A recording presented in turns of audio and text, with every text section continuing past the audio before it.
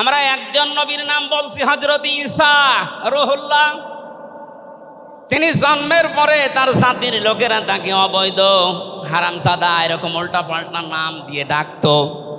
হযরতে মরিয়ম আলাইহিস সালামের কাছে যখন জিজ্ঞাসা করেছে জাতির লোকেরা, বিয়ে হয়নি, সন্তান পেলে কোথায়, খুব খেয়াল করে শুনবেন। হযরতে মরিয়ম ইশারা দিয়েছিলেন দোলনার দিকে, ফাশারাত ইলাইহি ক্বালু কাইফা নুকাল্লিমু মান কানা ফিল মাহদি সাবিয়্যা। তিনি ইশারা দিয়ে বললেন, এই যে দোলনায় যে ছেলেটা আছে ওকে জিজ্ঞাসা করো ওর জন্মের পরিচয় বলতে পারবে। ওরা বলছে ছোট্ট বাচ্চা কথা বলবে কি করে। সঙ্গে সঙ্গে দোলনা থেকে হযরতে ঈসা তার এই জাতির লোকের এই কথার উত্তর দিয়েছেন, জবাব দিয়েছেন, ক্বালা ইন্নী আবদুল্লাহ আতানিয়াল কিতাবা ওয়া জাআলানি নাবিয়্যা ওয়া জাআলানি মুবারাকান আইনামা কুনতু ওয়া আওসানি বিস-সালাতি ওয়াজ-যাকাতি মা দুমতু হাইয়্যা। বলেন আল্লাহু আকবার। দোলনা থেকে হযরত ঈসা বললেন, আমি অবৈধ সন্তান না, আমি জারজ না, আমি আল্লাহর বান্দা। আল্লাহ পাক আমাকে জামানায় নবী করে পাঠিয়েছেন এবং আমাকে সামনে কিতাব দেবেন। আমাকে তিনি ওসিয়ত করেছেন, আদেশ দিয়েছেন আমি যেন সালাত আদায় করি, যাকাত আদায় করি যতদিন আমি জীবিত আছি। আমার মার বাবার সাথে, মায়ের সাথে যেন আমি ভালো ব্যবহার করি। এখানে কয়েকটা পয়েন্টের দিকে তাকান। হযরতে ঈসা তিনি নিজের পরিচয় দিতে গিয়ে প্রথমে বললেন, আমি আব্দুল্লাহ, আল্লাহর বান্দা। আল্লাহ আমাকে জামানার নবী করে পাঠিয়েছেন এবং কিতাব সামনে আমাকে দেবেন। আজ পৃথিবীর ময়দানে যারা বিশ্ব নেতা হওয়ার কথা জানায়, যাদেরকে দাবি করা হয়, দেখেন তো এ মানুষগুলোর বাবা এক ধর্মের, মা আর এক ধর্মের। জন্ম আপনার আগে বৈধ হওয়া লাগবে, এরপরে বিশ্ব নেতা। যে 7টা পয়েন্ট আছে আয়াতের তাফসিরে, অত জোরে বলার দরকার নেই, আপনি বুঝলেই হবে। বিশ্ব নেতা হওয়ার জন্য প্রথম কোয়ালিটি থাকবে, আপনার জন্ম হওয়া লাগবে বৈধ। এ পৃথিবীর প্রত্যেকটা নবীর জন্ম ছিল বৈধ, কোনো নবী অবৈধ না। কথা বলেন। অথচ এখন অনেককে এমন দাবি করে আকাশে তোলা হচ্ছে যার মা এক ধর্মের, বাবা আর এক। আমি বাকি 6টা নাই বললাম। ঢাকাবাসী, এবার আসেন তো সূরা আলে ইমরানের 131 নম্বর আয়াতের এই ব্যাখ্যাটা বলার জন্য আমি এই আশপাশে যাচ্ছিলাম। বিশ্ব নবীকে অনুসরণ করলে জীবনের গুনাহ মাপের গ্যারান্টি দিয়েছেন কে? এতদিন আয়াত যেভাবে শুনেছেন ওইভাবে না, যেহেতু এখন ডিজিটাল যুগ, ডিজিটাল কায়দায় শোনা লাগবে। কুল ইন কুনতুম তুহিব্বুনাল্লাহা ফাত্তাবিউনি ইউহিব্বুকুমুল্লাহ ওয়া ইয়াগফির লাকুম যুনুবাকুম আল্লাহু গফুরুর রহিম। এটা তাফসিরে ফি জিলালিল কোরআনে সাইয়্যিদ কুতুব বিস্তারিত দিয়েছেন, আমি শুধু ইঙ্গিত দিচ্ছি, একটু তাকান। আল্লাহ পাক বলেন, নবী আপনি বলুন, যদি আল্লাহকে ভালোবাসি এ দাবি তোমাদের থাকে, এ দাবি আমাদের আছে না নেই? আল্লাহকে আমরা ভালোবাসি এ দাবি আছে না নেই? আল্লাহ বলেন, এ দাবি যারা করে তাদেরকে আপনি বলেন যে ফাত্তাবিউনি, তারা যেন আপনার অনুসরণ করে। আল্লাহ পাক বলেন, তারা যদি আপনার অনুসরণ করে ইউহিব্বুকুমুল্লাহ, আমি আল্লাহ নিজেই তাদেরকে ভালোবাসা আরম্ভ করব। আমি যদি কাউকে ভালোবাসি তার জীবনের অপরাধগুলো মাফ করে দেই। আমি গফুর, আমি রহিম। এ পর্যন্ত বাংলা অর্থ ছিল। এবার আসেন ব্যাখ্যায়। এদিকে আসেন আপনারা, এদিকে আসেন। ফাত্তাবিউনি, আমার অনুসরণ করো, আমাকে দেখে দেখে চলো। এখন এই অনুসরণ করা লাগবে কি নবীজির জীবনের আংশিক না পূর্ণাঙ্গ? আরো জোরে বলেন, আংশিক না পূর্ণাঙ্গ? আব্দুল্লাহ ইবনে উবাইয়ের দিকে তাকান, এ লোকটা অনুসরণ করেছিল কিন্তু আংশিক। এই জন্য মুনাফিকের সর্দার হয়ে মারা গেছে। কথা বলেন ঠিক কিনা? আমি তিনজন নবীর নাম পেয়েছি আল্লাহর নামের সাথে, তাদের নাম আল্লাহ মিলিয়ে দিয়েছে। হযরত ইসমাঈল আলাইহিস সালামকে আল্লাহ ডাক দিয়েছিলেন গোলামিন হালিম, আমার সহনশীল বান্দা। হযরত ইসহাক নবীকে আল্লাহ বলেছিলেন গোলামিন আলিম, আমার জ্ঞানী বান্দা। আর মুহাম্মদুর রাসূলুল্লাহকে আল্লাহ ডাক দিয়েছেন ওয়া ইন্নাকা লাআলা খুলুকিন আযীম। জোরে বলেন আল্লাহু আকবার। সূরা ইউনূসের 58 নম্বর আয়াতে আল্লাহ তাআলা জানিয়েছেন বিশ্ব নবী তোমাদের জন্য একমাত্র আদর্শ হওয়ার কারণ তিনি শ্রেষ্ঠ সম্পদ। قل بفضل الله وبرحمته فبذلك فليفرحوا هو خير مما يجمعون। নবী আপনি বলুন, তামাম দুনিয়ার মানুষেরা যা গেইন করে, যা অ্যাচিভ করে, যা অর্জন করে, যা কিছু পেয়ে আনন্দে আছে, আমি আল্লাহর কাছে এই পৃথিবীর শ্রেষ্ঠ সম্পদ হচ্ছে আপনি। জোরে বলেন আল্লাহু আকবার। সুতরাং আপনার আদর্শ পেয়েছে যারা, সে মানুষগুলো যেন আনন্দে থাকে, তারা যেন খুশি হয়। এই জন্য আগস্টের 5 তারিখের আগ পর্যন্ত এদেশের 100 জনের মাত্র 15 জন মানুষ বিশ্ব নবীকে একমাত্র আদর্শ মানতেন। তারা খুশি ছিলেন, রাজি ছিলেন। মাত্র 1 মাস কয়েক দিনের ব্যবধানে এই যে 100 জনের এখন 58 জন মানুষ বিশ্ব নবী ছাড়া আর কাউকে বুঝতে চাচ্ছে না। সময়টা যেতে দেন, দেশের 100 জনের 100 জন মানুষ চাইবে বিশ্ব নবী ছাড়া কারো আদর্শ মানি না। 4 নম্বরে পেয়েছি এই পৃথিবীর ময়দানে বিশ্ব নবী মুহাম্মদুর রাসূলুল্লাহ হচ্ছেন আল্লাহর পক্ষ থেকে আমাদের জন্য, বিশেষ করে মুমিনদের জন্য সবচাইতে বড় অনুগ্রহ। সূরা আলে ইমরানের 164 নম্বর আয়াতে আল্লাহ ঘোষণা দিচ্ছেন লাকাদ মান্নাল্লাহু আলাল মুমিনিনা ইয লাকাদ মান্নাল্লাহু আলাল মুমিনিনা ইয বাআসা ফীহিম রাসূলা ইলা আখিরি আয়া। অবশ্যই মুমিনদের জন্য এই পৃথিবীর ময়দানে বিশ্বনবী মুহাম্মদুর রাসূলুল্লাহ আল্লাহর পক্ষ থেকে একটা অনুগ্রহ। আমরা এক একটা আয়াতের ভেতরে বিভিন্ন তাফসীর অনুযায়ী যত কথা আল্লাহ জানিয়েছেন নবীর সম্পর্কে, এই প্রচণ্ড গরমে আপনাদের কষ্ট হবে যেন আমি খুব সামারাইজ করছি। 6 নম্বরে পৃথিবীর ময়দানে বিশ্বনবী একমাত্র আদর্শ হওয়ার পেছনে কারণ এই, তিনি গোটা জাহানের জন্য ছিলেন একমাত্র রহমত। সূরা আম্বিয়ার 107 নম্বর আয়াতে আল্লাহ এই ঘোষণা দিয়েছেন ওমা আরসালনাকা ইল্লা রাহমাতাল লিল আলামিন। বলেন আল্লাহু আকবার।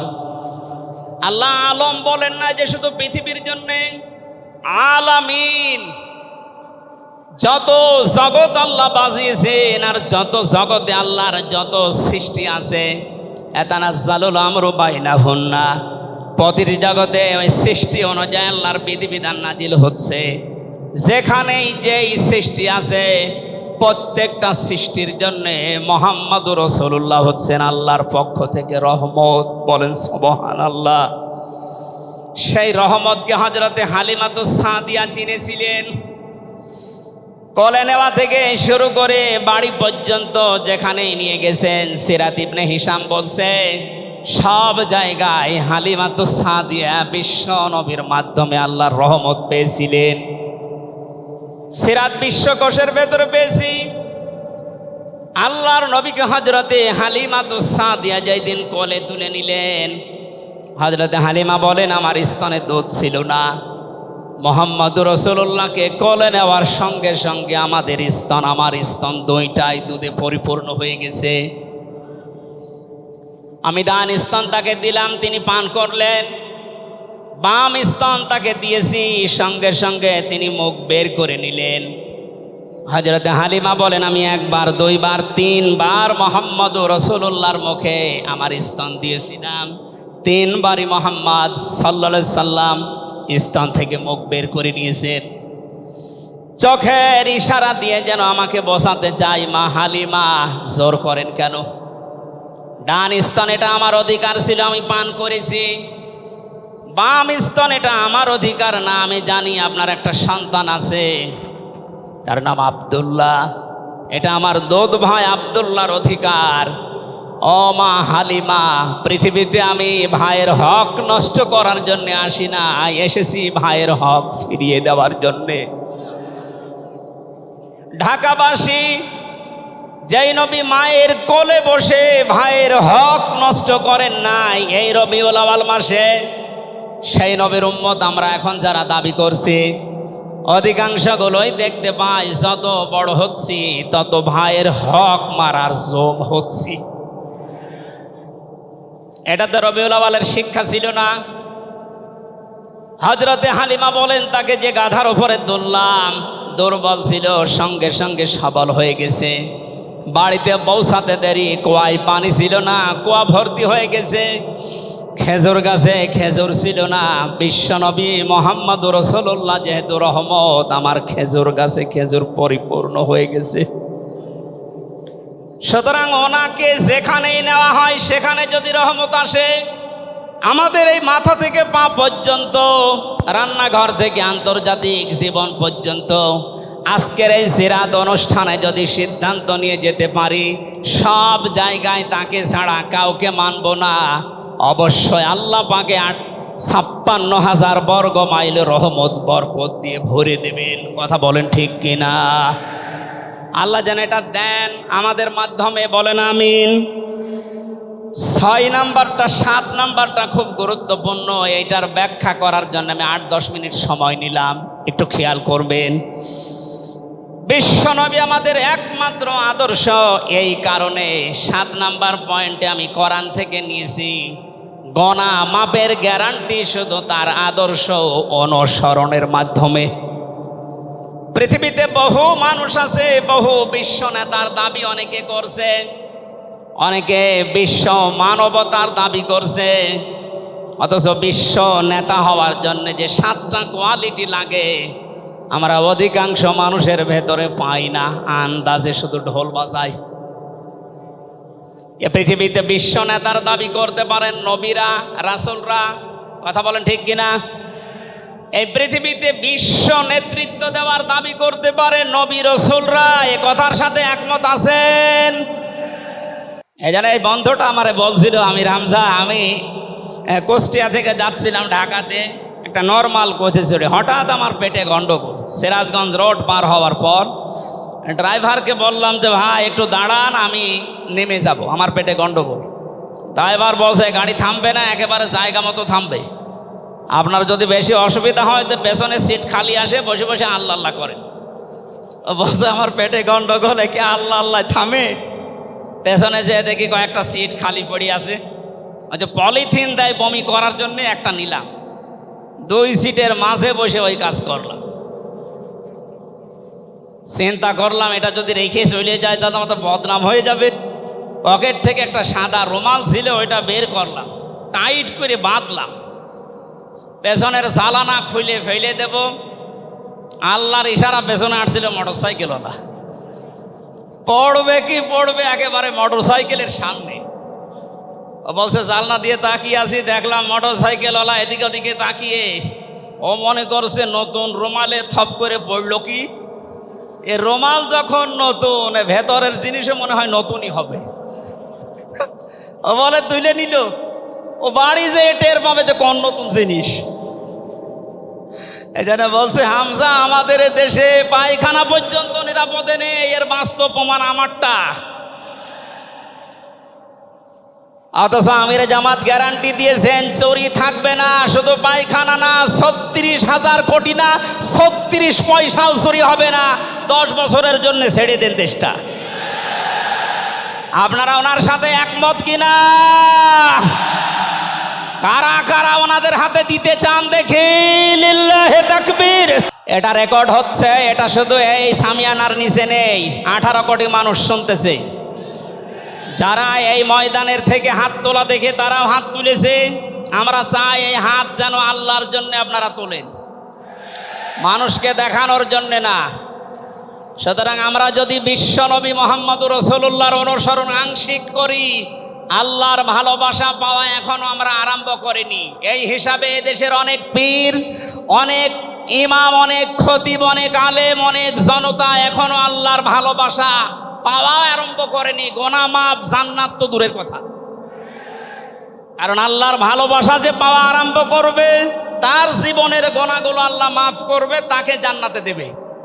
সুতরাং রাসূলুল্লাহ আমাদের একমাত্র আদর্শ হওয়ার কারণেই তাকে অনুসরণ করলে এ গ্যারান্টি পাওয়া যায় যে জীবনের গোনা আল্লাহ মাফ করে দেন। জোরে বলেন সুবহানাল্লাহ।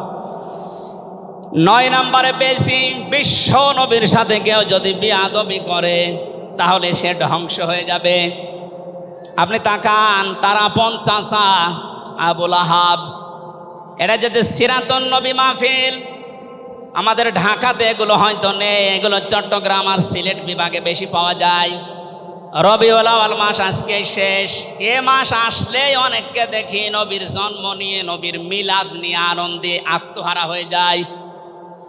পরিষ্কার ভাষায় বলছি, বাংলার মানুষেরা নবীর মহাব্বত, নবীর ভালোবাসা মাস্ট বি লাগবেই। কিন্তু নবীর জন্ম নিয়ে, নবীর মিলাদ নিয়ে যদি কেউ শুধু আনন্দ করে মেতে থাকে, নবীর আদর্শর কোনো খোঁজ নেই, আপনি এই মুহূর্তে জেনে নিতে পারেন যে আপনি জাহান্নামী। তার প্রমাণ নবীদের আপন চাচা আবু লাহাব আর আবু তালেব। এই দুইজন চাচা নবীর আদর্শ পেয়ে খুশি ছিল না, তারা নবীর জন্ম পেয়ে খুশি ছিল। নবীর মিলাদে, নবীর জন্মে তারা এত খুশি হয়েছিল, আবু লাহাব নিজের কাজের মেয়েকে পর্যন্ত আজাদ করে দিয়েছিল। আবু তালিব নিজের সন্তান হযরতে আলীকেও কাছে রাখতো না। আল্লাহর নবীর জন্মে লোকটা এত বেশি খুশি হয়েছিল, যতদিন পর্যন্ত তার আন্ডারে ছিল নবীজি, ততদিন নিজের ছেলে বাদ দিয়ে বিশ্ব নবীকে কাছে রেখে ঘুমাতো। অথচ তাদের পোড়া দুইজনের জীবন আমি পড়ে দেখেছি। দুইজন চাচা, বিশ্বনবী মোহাম্মদুর রাসূলুল্লাহর দুইজন চাচা শুধু নবীর জন্ম মিলাদ নিয়ে আনন্দে ছিল, আদর্শ পেয়ে তারা আনন্দ করে নাই, মেনে নেয় নাই, জন্য দুইজনেই জাহান্নামী। বলেন নাউজুবিল্লাহ। সিস্টেম অপর পৃষ্ঠায় দেখুন, আরো দুইজন চাচার নাম আমরা জানি, হযরতে হামজা, হযরতে আব্বাস রাদিয়াল্লাহু তাআলা আনহুমা। এই দুইজন চাচা শুধু নবীর জন্মে মিলাদে খুশি ছিলেন না, তারা নবীর আদর্শ পেয়ে খুশি হয়েছিলেন, এই জন্যে দুইজনে জান্নাতি। বলেন সুবহানাল্লাহ। হযরতে হামজা, হযরতে আব্বাস যে জান্নাতে গেছে কোনো সন্দেহ আছে? আল্লাহ কোরআনের আয়াত নাযিল করেছেন তাদের নামে, রাদিয়াল্লাহু আনহুম ওয়া রাদু আন। আল্লাহ পাক বলেন আমি তাদের উপরে রাজি হয়ে গেছি যেমন তারা আমার উপরে রাজি। সুতরাং হযরতে আব্বাস, হযরতে হামজা দুইজনেই নবীর আদর্শ মানার কারণে জান্নাতি। আমরা এদের মতো হতে চাই, বলেন আমিন। এখানে একটা কথা আছে, হযরতে হামজা আব্বাস রাদিয়াল্লাহু তাআলা আনহু, তিনি কিন্তু অনেক আগে মুসলমান হয়েছিলেন গোপনে, তো প্রকাশ করেননি। এ মাসলাটা বলছি এই কারণে, 152 জন সমন্বয়কের ভেতরে 108 জন বাংলাদেশ ইসলামী ছাত্র শিবিরের নেতা এবং পরীক্ষিত কর্মী। তারা আজ অনেক জালেম এবং অনেক মুনাফিক পর্যন্ত, এমন অনেক আলেম নামে জালেম পর্যন্ত এই বিষদগার করছে। নাম যেহেতু দেখেছে ছাত্র শিবির, এই জন্য তাদের চুলকানি। কেন ওরা এতদিন পরিচয় প্রকাশ না করে এই কাজ করলো? ওরা মুনাফিক, ওরা শয়তান। যেখানে বিশ্বজিতের মতো হিন্দু সে রেহাই পায় না, সেখানে পরিচয় দিয়ে মার খাবে। সুতরাং সাদিক সাহেব এবং এস এম ফরহাদ ভাই সহ যারা পরিচয় গোপন করে এই জালেমের বিদায়ের জন্য এই বিপ্লব আমাদেরকে এনে দিয়েছেন, তাদেরকে প্রত্যেক থানায়, জেলায়, রাজধানীতে সংবর্ধনা দেওয়া দরকার। তারা এটা এমনিতেই করে নাই, তারা হযরতে আব্বাসের জীবন থেকে করেছে। অথচ হযরত আব্বাস রাসূলের বিরুদ্ধে বদরের ময়দানে বিরুদ্ধে যুদ্ধ করার জন্য আবু জাহেলের পক্ষ নিয়ে গিয়েছিল, অথচ তিনি ওই সময় মুসলমান। তার মানে নিজের পরিচয় গোপন করে বাস্তবতার নিরিখে স্থান কাল পাত্র ভেদে একটা কৌশল, এটা একটা হেকমা। ও জীবনে কোরআনই পড়ে নাই, হাদিস পড়ে নাই, ও ফতোয়া দিচ্ছে যে এ হচ্ছে মুনাফিক। এই জন্য ওনারা যা করেছে, আমি এখানে 9টা পয়েন্ট এনেছিলাম। সাদিক সাহেব ভাই সহ এস এম ফরহাদ ভাই সহ 108 জন যা করেছে, সব নবীদের থেকে, নবীর মাদের থেকে, নবীর সাহাবীদের থেকে, নবীদের চাচার থেকে শিক্ষা নিয়ে এই হেকমতটা অবলম্বন করেছে। আল্লাহ তাদেরকে যেন সর্বোচ্চ মাকাম দান করেন, বলেন আমিন।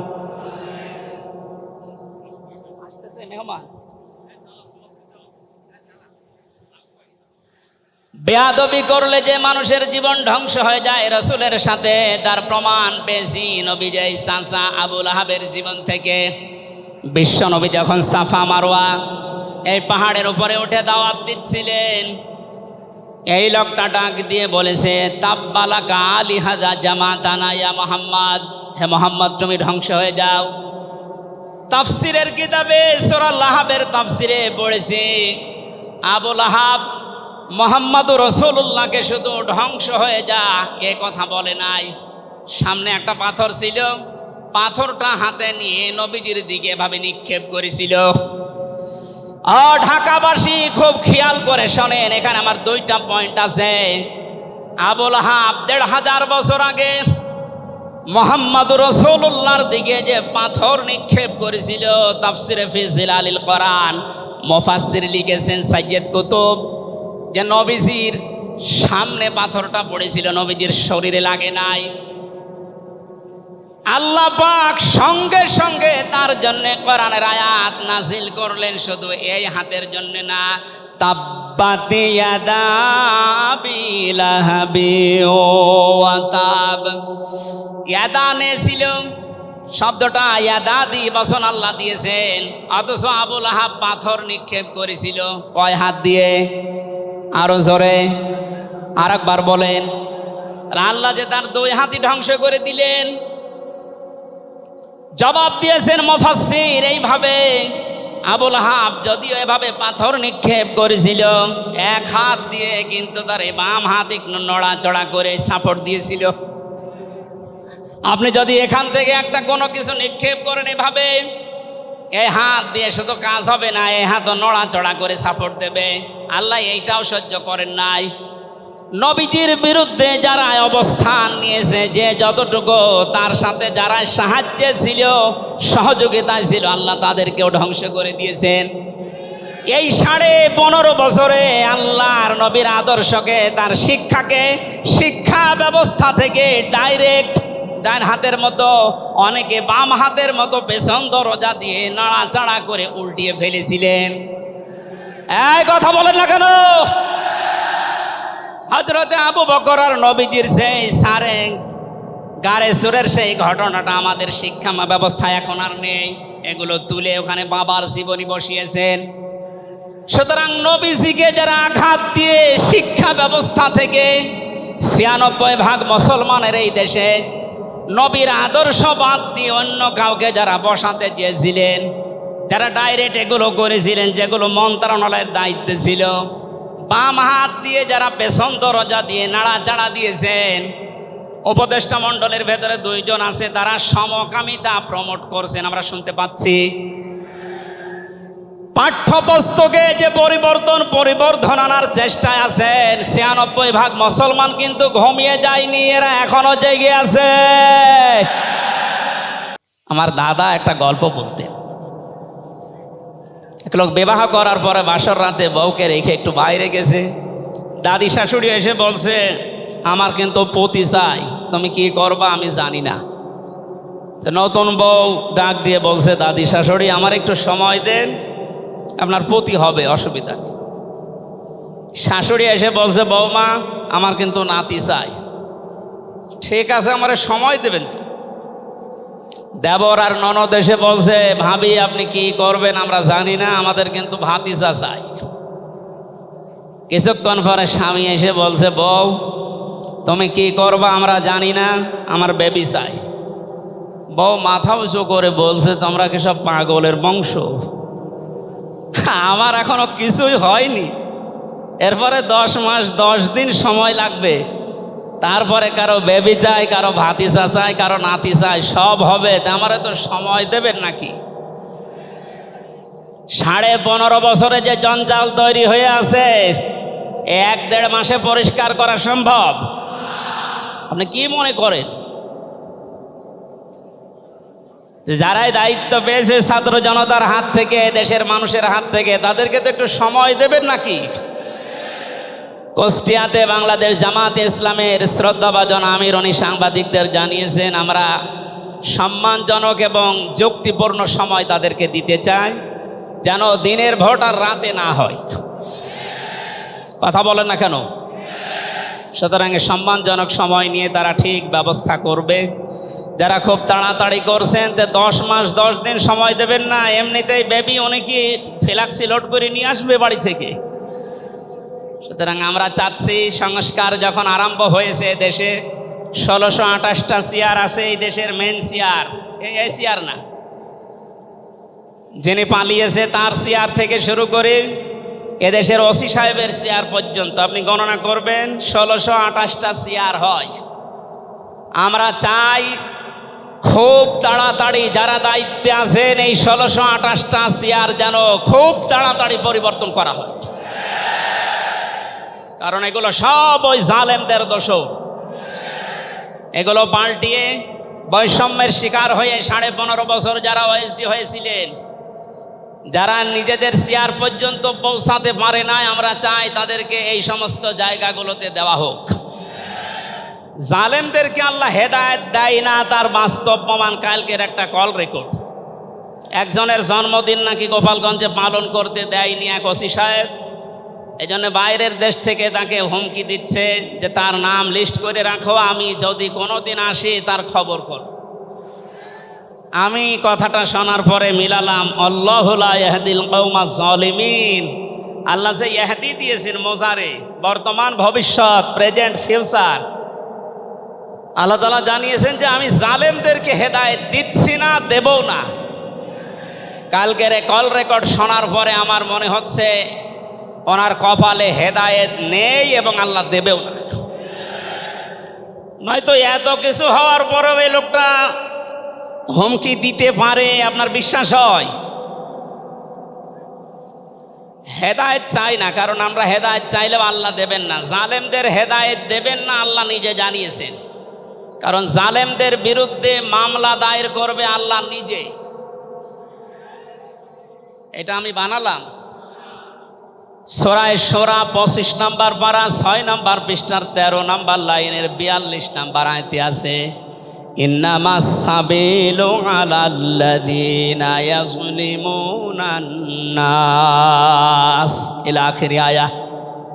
আল্লাহ পাক বলেন অবশ্যই আমি আল্লাহ নিজে মামলা দায়ের করব, কেস করব, অভিযোগ দাখিল করব তাদের বিরুদ্ধে যারা মানুষ হয়ে মানুষের বিরুদ্ধে জুলুম করে।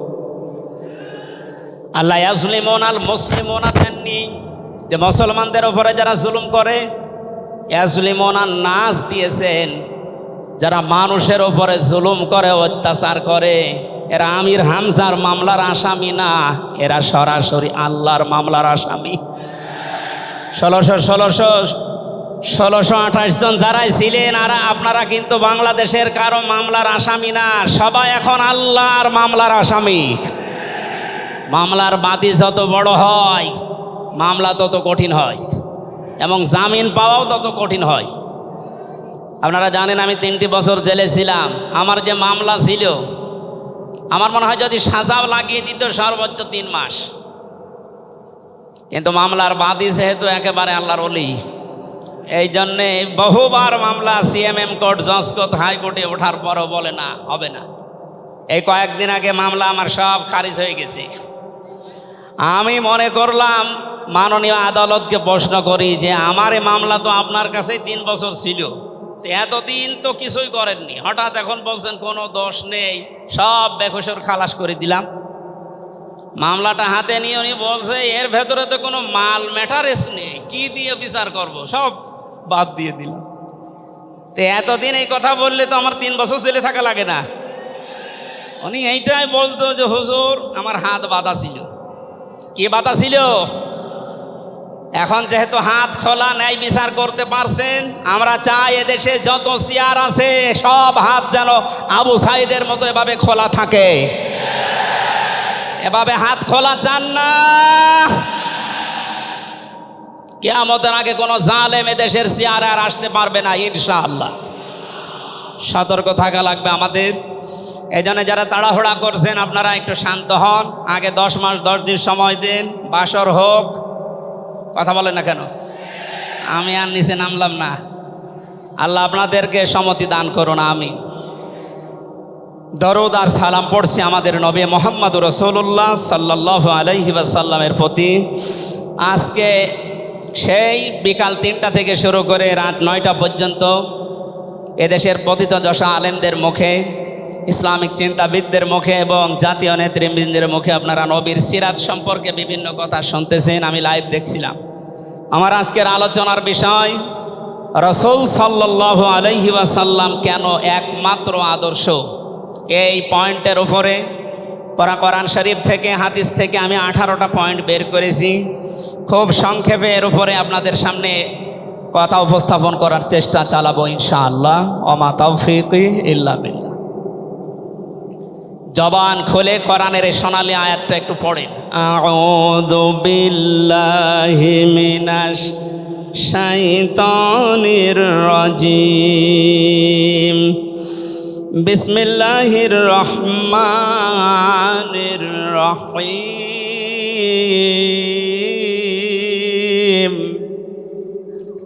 লাকাদ কানা লাকুম ফি রাসূলিল্লাহি উসওয়াতুন হাসানাহ। সাদাকতা ইয়া রব্বানা। সূরা আহজাব 21 নম্বর আয়াতের প্রথম অংশ আমরা তেলাওয়াত করলাম। আমার আলোচনার বিষয় হচ্ছে বিশ্বনবী কেন একমাত্র আদর্শ। এ পৃথিবীতে বহু মানুষকে আমরা আদর্শের সৈনিক হওয়ার ঘোষণা দিতে শুনি, তারা স্লোগান পর্যন্ত দেয় আমরা সবাই অমক সেনা, ভয় করি না বুলেট বোমা। আজকের আলোচনার পর এটা ক্লিয়ার হবে, বিশ্বনবী বাদ দিয়ে অন্য কারো আদর্শের সেনার ঘোষণা যদি কেউ দেয়, এ মারা গেলে নবীর সুপারিশ থেকে বঞ্চিত ও চির জাহান্নামী। আমরা যেহেতু মানুষ এবং আমরা মুসলিম, আমরা জাহান্নামে যেতে চাই না। এই ছোট্ট ভুলের কারণে এই ভুলটা আজকে শুধরিয়ে নেব ইনশাআল্লাহ। সূরা আহজাব কোন সূরা বলেন তো? এটা ক্লাস চলছে, ছাত্রের মতো জবাব দেবে। আহজাব শব্দের শাব্দিক অর্থ দল সমূহ। এর এক বচনে হচ্ছে হিজবুন। হিজবুন মানে দল। পৃথিবীতে দল আছে 2টা। প্রশ্ন আসতে পারে বাংলাদেশে প্রায় 73টার উপরে দল, আর দল 2টা মানে? হ্যাঁ, দল একটা হচ্ছে আল্লাহর দল, একটা হচ্ছে শয়তানের দল। আমরা সামনে বিস্তারিত এই 2টা দলের উপরে কথা বলবো ইনশাআল্লাহ। দল করা লাগবে এই ঘোষণা আমির হামজার না আল্লাহর? এ শব্দটা শুনলে অনেকে মানধাত আমলের দিকে নিয়ে যায়। আপনি আলেম মানুষ, হুজুর মানুষ, ইমাম সাহেব মানুষ, আপনি দল দাঁড়িয়ে এগুলো করবেন কেন? কোরআনে কারিমের যদি কেউ একটা আয়াত অবিশ্বাস করে, আর ইমান থাকার কথা। আল্লাহ পাক বলেন ওয়ালতাকুম মিনকুম উম্মাতুন, তোমাদের ভেতরে অবশ্যই একটা দল থাকতেই হবে। তাহলে দল এই শব্দটা কোরআনে আছে না নেই? দল এই বাংলায় নেই, কিন্তু উম্মাতুন এই শব্দ তো আছে। আমি সেই দিন গাইবান্ধায় ওই দিন আলোচনা করার পরে একজন মুসলিম হয়েছিল, জিজ্ঞাসা করলাম পরবর্তীতে ওই দিন আলোচনার বিষয় ছিল ভোট। উনি শিক্ষিত মানুষ, আমারে জিজ্ঞাসা করছে আপনি ভোট এ শব্দ নিয়ে আসলেন, কোরআনে হাদিসে এই শব্দ আছে? এটা তো আরবি। হ্যাঁ আছে। আমানাত শব্দটা কোরআনে আছে, তাফসিরে মারিফুল কোরআন আল্লামা শফি রহমতুল্লাহ আলাইহি আমানতের প্রায় 19টা অর্থ দিয়েছেন। তার ভেতরে অন্যতম অর্থ হচ্ছে ভোট দেওয়া, রায় দেওয়া, সমর্থন দেওয়া। সুতরাং কেউ যদি ভোট এটাকে দুনিয়ার কোনো বিষয় মনে করে এড়িয়ে যায়, সে কিন্তু মরণের পরে ধরা খাবে। কথা বলেন, আমরা আখেরাতে আদালতে ধরা খেতে চাই, আমরা বাঁচতে চাই। সুতরাং দল মাস্ট বি, করাই লাগবে। যে দলের কর্মসূচি দুইটা, তারা ভালো কাজে আদেশ করবে, অন্যায় কাজে বাধা দেবে। আল্লাহর ভাষায় এরাই হচ্ছে সফল কাম দল। এদেশে যত দল আছে এই দুইটি কর্মসূচি কারা পালন করে আপনি অবশ্যই দেখতে পাচ্ছেন। আপনার বিবেকের কাছে প্রশ্ন করে আপনি সামনে আগাবেন ইনশাআল্লাহ। তাহলে নবীজি আমাদের জন্য একমাত্র আদর্শ কেন? এর 1 নম্বরে আমি পেয়েছি তার জীবনটা আমাদের কাছে পরিষ্কার। এই কারণে পৃথিবীতে আমরা যত নেতা নেত্রীকে মেনে চলতে দেখি, যে কোনো রাজনৈতিক দলের নেতা নেত্রী আপনি হন, ওই রাজনৈতিক দলে যাকে মানেন তার চরিত্র জীবন আপনার কাছে কিন্তু পরিষ্কার না। কথা বলে না কেন? আমি নাম ধরেই বলছি, আওয়ামী লীগ যারা করতেন, এখন আওয়ামী লীগ দেশে আছে কিনা আমি জানি না, আছে বললাম ওই যে 14%, ওরাও এখনো পর্যন্ত তওবা করে ফিরে আসার চেষ্টায় আছে। আল্লাহ যেন তাদেরকে তাওফিক দেন। আর যদি হেদায়েত না থাকে দোয়া করেও তো হবে না, আল্লাহ যেন তাদেরকে মায়ের কাছে পাঠিয়ে দেন। একটু আসতে বলেন ভাই, এটা জোরে বলার দরকার নেই। জীবনী পরিষ্কার হওয়ার কথা বলছিলাম। যারা করতেন আওয়ামী লীগ, বলেন তো আপনার বিবেকের কাছে, শেখ হাসিনা জীবনে কোনোদিন একটা মিথ্যা কথা বলেনি, এ গ্যারান্টি আপনি দিতে পারবেন? না না, এ কথা বলা ভুল হয়ে গেল। ওনার সারা জীবনে কোনো সত্য কথা আছে কিনা আমার সন্দেহ। আমার এই 33 বছর বয়সে তো আমি কোনো সত্য কথা ওনার কাছ থেকে শুনলাম। কথা বললেই মিথ্যা কথা বল, ওইটা নাই বাদ দিলাম। আর আমি আর একজনের ধরি, বিএনপি যারা করেন, খালেদা জিয়া জীবনে একটা মিথ্যা কথা বলেনি, এ কথা আপনি গ্যারান্টি দিতে পারবেন? জামাত ইসলাম যারা করে তারা এ কথার গ্যারান্টি দিতে পারবেন যে মরহুম শহীদ মতিউর রহমান নিজামী জীবনে মিথ্যা কথা বলেনি? বলেন না। চরমনাই পীরের মুরিদ যারা, তারা কি গ্যারান্টি দিতে পারে সৈয়দ রেজাউল করিম জীবনেও মিথ্যা কথা বলেনি? একজনের ব্যাপারে গ্যারান্টি আছে, আল্লাহ নিজে গ্যারান্টি দিয়েছেন, তার 63 বছরে একটা মিথ্যা কথা নেই।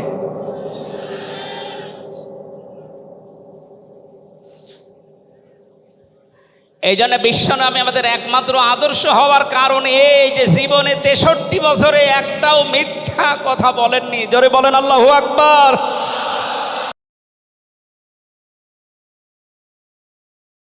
আমিরে জামাত কুষ্টিয়ায় সেদিন ঘোষণা দিয়েছে, দেশের মুসলমানের এখন আর 5 তারিখের আগের মতো ঘুমিয়ে নেই, সব সজাগ আছি আমরা। আরো জোরে বলেন। সুতরাং যারা ডান হাত দিয়ে চেষ্টা করছেন আল্লাহ বিরোধী, রাসূল বিরোধী, মানবতা বিরোধী এই কাজগুলোকে প্রমোট করার জন্যে, বাস্তবায়নের জন্যে, আর পেছনের দরজা দিয়ে যারা বিভিন্ন নাম নিয়ে আবুল আহাবের বাম হাতের মতো নাড়াচাড়া দিচ্ছেন, আল্লাহ পাক যদি নাম নিলাম না, ছাত্র জনতা যেভাবে আপনাদেরকে উপদেষ্টা বানিয়েছে, আপনি 152 জনের 108 জনের দেখতে পারছেন না। এই মানুষগুলো কি চাই? 108 জন না, আমি 152 জনের সাথে যোগাযোগ রেখে দেখেছি, সবাই চায় এদেশে আল্লাহর বিধান চালু। এই রবিউল আউয়াল মাসে রাসূলের চরিত্র যেভাবে শুনি, ওটা যেন বাস্তবে দেখতে পাই, সেটা চালু হোক। 53 বছর তো দেখলেন, বাবা চালিয়েছিল, দুর্ভিক্ষে মরেছে অনেকে, আমি দেখি না, আমার তো 33 বছর, এ মুরব্বীরা দেখেছে। স্বামী চালিয়েছিল অনেকের চাচা চালিয়েছে 9 বছর, ভাবি চালিয়েছে, এমনকি বউ চালিয়েছে, এটা তো দেখলাম। এখন শুধুমাত্র কোরআন দিয়ে চললে, নবীর আদর্শ দিয়ে চললে দেশটা কেমন দেখা যায় এটা দেখতে বাকি আছে। এটা আপনারা দেখতে চান না সামনে?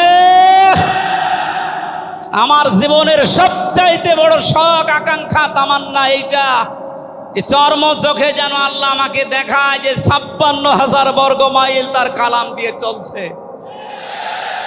এটা দিয়ে চললে যে কেমন দেখা যায়, এটা মিনি জান্নাত হয়ে যাবে। আপনি বিশ্বাস করেন এটা মিনি জান্নাত হয়ে যাবে। অনেকের এখনো পর্যন্ত শ্বশুর ভয় দেখাচ্ছে। আমির জামাত সেদিন বলেনি যে শ্বশুর ভয় দেখাচ্ছে মেয়েদেরকে যে তোমাদের ঘর বন্দি করে রাখবে। অনেকে যারা ডাইল খায়, মামা বাবা খায়, লাল পানি খায়, এরা কি খাবে? দেশটা যদি কোরআন দিয়ে চলে, নবীর আদর্শ দিয়ে চলে, পুরা দেশটা হয়ে যাবে মসজিদের মতো। মসজিদে প্রবেশ করলে যত বড় বিড়ি খোর হোক, যত বড় ডাইল খোর হোক, যত বড় বাবা খোর হোক, আর লাল পানি যেই খায়, ওই পরিবেশে গেলে কেউ কি চাইবে যে একটু লাল পানি খাই? কারণ পরিবেশটাই রহমত দিয়ে ভরপুর। কথা বলেন ঠিক কিনা? এই জন্য মসজিদে প্রবেশ করতে হলে আল্লাহর রহমত আমরা কামনা করি। আল্লাহুম্মা আফতাহলি আবওয়াবা রহমাতিক। পুরা জায়গাটাই রহমত দিয়ে ভরপুর। আল্লাহর কোরআনের বিধান সেখানে চলে, এই জন্য পুরা জায়গাটা রহমত দিয়ে ভরপুর করা। এই দেশটায় যদি আল্লাহর বিধান চালু হয়, রাসূলের আদর্শ চালু করতে পারি আমরা, পুরা দেশটা হয়ে যাবে মসজিদের মতো। তখন আর লাল পানি খেতে, বিড়ি খেতে আপনার মনে চাইবে না ইনশাআল্লাহ। আপনি জান্নাতি হয়ে মারা যেতে পারবেন, এই গ্যারান্টি আমরা দিতে পারি। সুতরাং আমরা রাসূলের সাথে কোনো বিয়াদবি যেন না করি। আমার মনে হয় মেহমান এসে গেছে আমাদের মাঝখানে।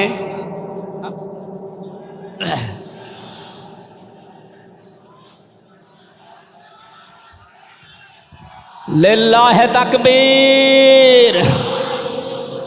আওলাদে রাসূলের আগমন, আওলাদে রাসূলের আগমন। আমাদের মাহফিলের প্রধান অতিথি আওলাদে রাসূল আল্লামা আনোয়ার হোসাইন তাহের আল জাবেরি আল মাদানী মাদ্দাজিল্লাহুল আলী আমাদের মাঝে এসে গেছেন। আমরা যে প্রচণ্ড গরমে আপনারা কষ্ট পাচ্ছেন, এবং উনি যেহেতু এসে গেছে, এখন আর কথা বলা মনে হয় ঠিক হবে না। আমি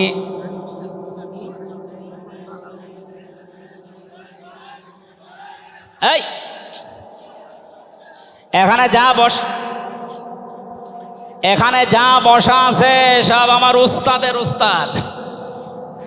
এই জন্য আমি কথা বলতে চান, পয়েন্টগুলো শেষ করছি। 10 নম্বরে পেয়েছি তিনি শরীয়ত প্রণেতা। হ্যাঁ বললে হালাল, না বললে হারাম, সুতরাং তার সম্মান অনেক বেশি। 11 নম্বরে তিনি ছিলেন দাঈ ইলাল্লাহ। তিনি ডাকতেন শুধুমাত্র আল্লাহর দিকে। কার দিকে? আমি একটা পয়েন্ট এখানে বলি, খুব খেয়াল করে শুনবেন। সূরা হামিম সেজদার 33 নম্বর আয়াতটা এতদিন যেভাবে শুনেছেন ওইভাবে না, একটু ভালো করে খেয়াল করে শোনেন। আল্লাহ পাক বলেন, ওমান আহসানু কাওলাম মিম্মান দাআ ইলাল্লাহি ওয়া আমিলা সালিহান ওয়া ক্বালা ইন্নানি মিনাল মুসলিমিন। ওই লোকটার কথার চাইতে আর উত্তম কথা কে বলে দুনিয়ায়? যে লোকটা আল্লাহর দিকে মানুষকে ডাকে, নিজে ভালো ভালো কাজের আঞ্জাম দেয়, আর নিজে পরিচয় ওপেন করে যে আমি একজন মুসলমান। আমি কি বাংলার মুসলমানেরা? আপনি আয়াতের দিকে 3টা বিষয় খেয়াল করেন।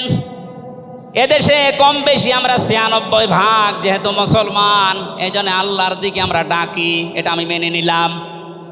2 নম্বরে ভালো ভালো কাজের আঞ্জাম আমরা নিজের জায়গা থেকে হলেও কম বেশি দিতে পারছি বা দেই। 3 নম্বরে যেটা, ওয়াকালা ইন্নানি মিনাল মুসলিমিন, আমি মুসলমান, এই ঘোষণা দেওয়ার মতো পরিবেশ এই দেশে এখনো আসে নাই। কথা বলেন। এখন এমন জায়গা অনেক আছে যেখানে আমি মুসলমান, এ কথা বলা এখনো সম্ভব না। সুতরাং আয়াতের 3 নাম্বার, এটা যদি বাস্তব এই চর্মচোখে দেখতে চান যে আমি মুসলমান, এই পরিচয় দিয়ে আমি এই পৃথিবীতে টিকে থাকতে চাই, তাহলে এই দেশটা কোরআনের হাতে দেওয়া লাগবে, মাস্ট বি। কথা বলেন ঠিক কিনা? সুতরাং আমাদের এখন থেকে ডাক হবে কোনো পীরের দিকে না, কোনো বাবার দিকে না, আমাদের একমাত্র ডাক হবে আল্লাহর দিকে। জোরে বলেন আমিন। 12 নম্বরে পেয়েছি তিনি যুদ্ধবন্দীদের সাথে এমন ভালো আচরণ করতেন। ইয়ামামার একজনের নাম পড়লাম হাদিসের পাতায়, বিগ লিডার ছিলেন এই লোকটা সামামা ইবনে ওয়াসাল রাদিয়াল্লাহু তাআলা আনহু। বদরের ময়দানে তিনি ধরা পড়লেন। সাহাবীরা তাকে বেঁধে রেখেছে মসজিদের ভেতরে খুঁটির সাথে। নবীজি এসে বললেন, সামামা কেমন লাগে তোমার, কি আচরণ আমার কাছে আশা করো? লোকটা বলে, মুহাম্মদ সাল্লাল্লাহু আলাইহি সাল্লাম, আপনি আমাকে মেরেও ফেলতে পারেন, ছেড়েও দিতে পারেন। নবীজি তাকে বললেন, সামামা এই দুনিয়ায় শেষ দুনিয়া না, আর একটা জগৎ আমাদের সামনে আসে। ইসলামের বিশাল কিছু তার সামনে তুলে ধরলেন। বাড়িতে যাওয়ার পরে নিজের হাতে রান্না করে খাবার পাঠালেন তার জন্যে। দ্বিতীয় দিন আবার তাকে দাওয়াত দিলেন ইসলামের। বিশ্ব নবী নিজে উটের দুধ এক সাহাবীকে দিয়ে দহন করিয়ে গরম করে পাঠালেন। মনে হচ্ছে তিনি জামায় আদর করছেন, অথচ সে লোকটা যুদ্ধবন্দী। একটা যুদ্ধবন্দী মানুষের সাথে বিশ্ব নবীর যে আচরণ, এ পৃথিবী অবাক হয়ে গেছে। অথচ এই 15.5 বছরে যুদ্ধবন্দী না, কারাবন্দী, তাও অন্যায় ভাবে। আরে ভাই, আমার তো 3 বছর পরে যেহেতু মামলা খালাস করে দিয়েছে, আদালত কর্তৃক প্রমাণ হয়েছে যে আমি নির্দোষ, আমার কোনো দোষ নেই, তাহলে আমার মামলার আয়ু থেকে শুরু করে একেবারে ওই উপর পর্যন্ত যিনি পালিয়েছেন, এ পর্যন্ত যারা জড়িত ছিল, আমি চাই তাদের প্রত্যেকে যেন 3 বছর জেলে থাকে। এইটাই নাই বিচার হবে। কথা বলে না কেন? আমার জন্য 3 বছর, ব্যারিস্টার আরমানের জন্য 8 বছর, 11 বছর। কত বছর? আপনি যে চট করে ঢুকে পড়বেন, আগে 11 বছর থাকেন, এরপরে।